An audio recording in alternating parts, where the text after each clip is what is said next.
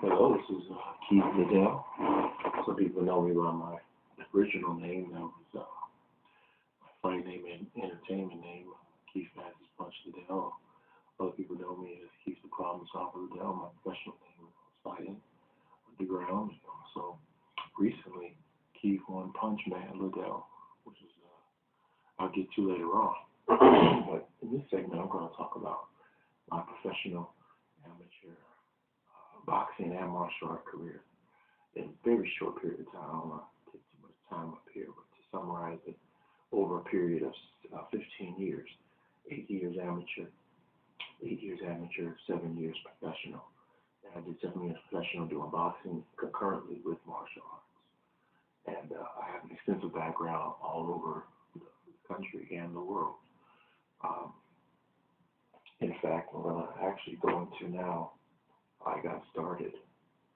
It's a long list, but we're going to try to summarize this.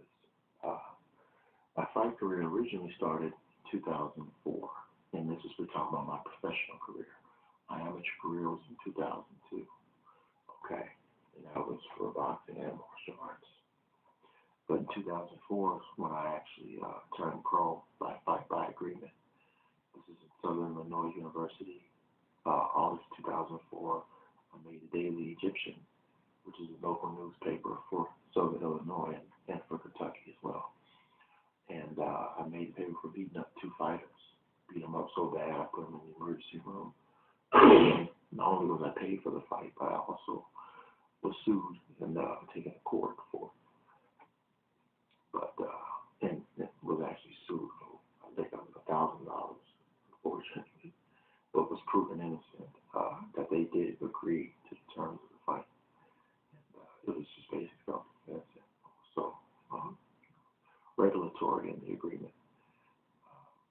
In 2005, 2006, right before the military, I actually fought a guy named the Cat.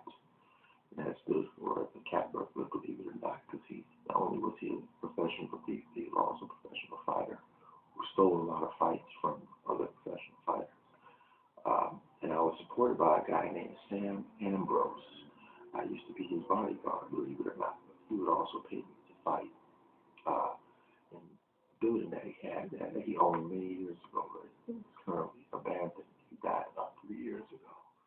Great guy, great car salesman, but he made a lot of enemies, let me tell you. But going back to the fight career, Sam Ambrose was the first one to pay me. I think I made $200 for that fight because I fought twice. But anyway, that was my 2005, 2006. I also fought in the military. Most people don't know that. Fought in the Air Force. And fought against a guy named Memphis. As you can imagine, he's from Tennessee. He was a professional boxer. Pretty good one at that. This is from 2006 to 2007, in Lackland, Texas. Okay. And then we're going to skip from 2007 all the way to 2009. And this is, we're going to get into that era of what I call the one-punch era. One-punch era is basically what One Punch Man was based off of. It was based off my life and my fight career from 2009 to 2012 when I won the world titles. Won several world titles, in fact. But in 2009, in Port of Indiana, Burns Harbor, I fought against a lightweight champion from New York, ironically. I was much smaller back then, as you can imagine.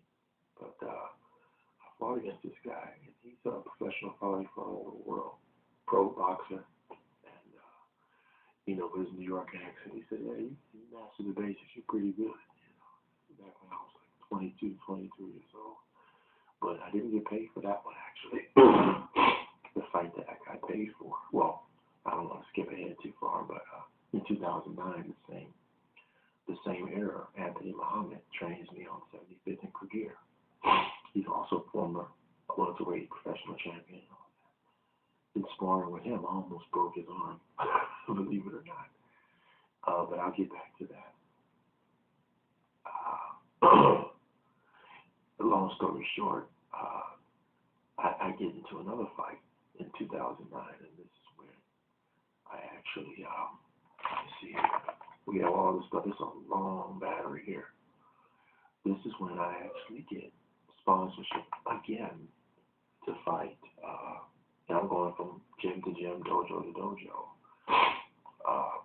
In 2008, a side note, I fought a UFC fighter, professional, at Hall of Harvey, right in the auditorium. Not the auditorium, but it was like a little dance hall, what we call it auditorium, where you perform and practice. And I actually got kicked in the chin in that fight. That was the fight I got kicked in the chin. I had a hernia and everything else. But still, that was my martial arts kind of debut in a way, professionally. I ended up knocking a guy down, caused a draw. But, I was fighting back then with injuries. The fight that took place with Sam Ambrose, by the way, was on 62nd or 65th and Keith Avenue. That's where that abandoned building place was. Sorry, I'm going back and forth here because we have a kind of a long history here. But yeah, 2009 was pivotal. That was where all that stuff was gathered about my career, and where people they got the idea to make a cartoon out of it, which I recently found out. That was in 2015, right after I was inducted into Ripley's Believe It or Not, which is the oldest cartoon in the world, believe it or not. 2012, around town, I get on television in 2012, displaying and doing exhibitions of my boxing skill. 2013, 2014, here's where I get paid. It's known as the Battle of Chicago by Grandmaster Larry Tankson, great martial artist and fighter, and boxer actually. He hosts this. He gives me honorable mention. I fought a guy from Detroit, whooped him, beat him up, and I got a monetary reward after that. Gave me a little bit of cash from the pot. But 2013, again, we have Harry Porterfield, someone you should know. This is the big one. This is where CBS actually filmed this one. Harry Porterfield is where I fought the former IBF light heavyweight champion, Andrei Sosinski. I won't say his name correctly, but I'm pretty bad with names like that. But Andrei, he actually just recently lost his title just recently. I think it was earlier this year, in 2016. I fight again. And by the way, Harry Porterfield, they never aired that. They still have footage, which I was very upset about, but they did videotape the fight. 2013, 8-count boxing. Right after I got off of work from filming, I believe it was filming in Cook County, the jail. We were filming Chicago PD. But long story short, I fight again for my IBF champion. At 8-count boxing, 2015. I have 2 fights there at the Wild Card, the prestigious gym where Pacquiao, all the other great fighters come from.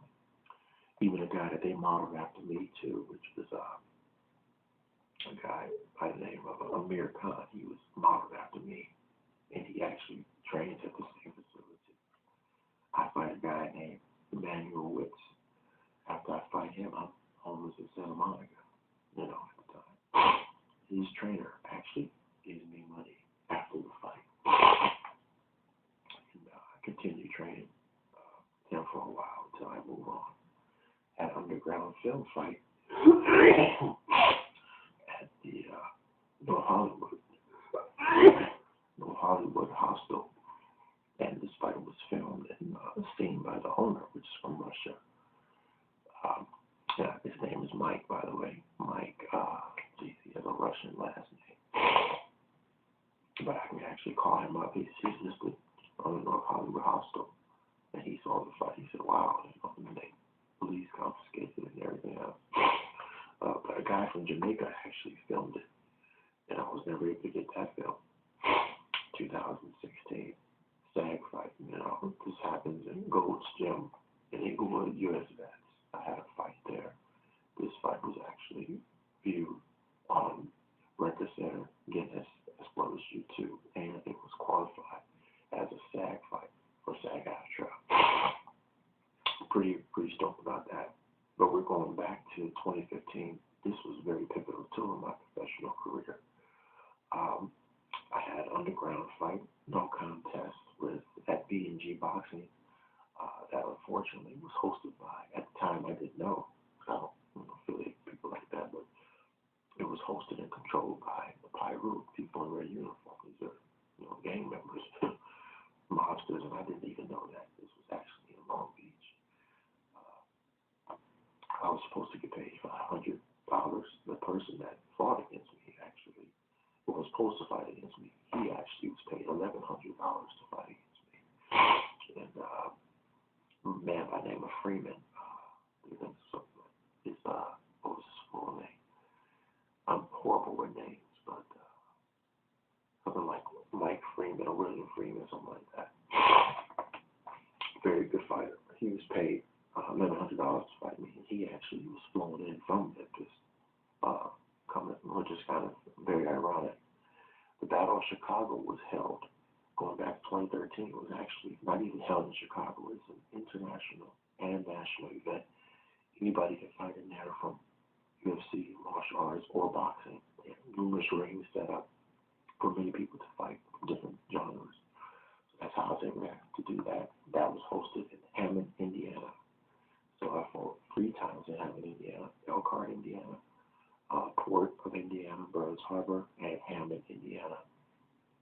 And that concludes my professional career. So I gave you a little bit about my amateur career, which was commenced in 2002. 8 years. I gave you a glimpse of my professional career. Well, I gave you my total professional career, which was 7 years, which was done in 2004 to 2016. So that's about 12 years there, but off and on, just by counting by year, it was 7 years professionally. So, but I did boxing and martial arts at the same time. And, that's it. So if anybody tells you that I'm not the real deal, they don't know what they're talking about. Liddell 2 in due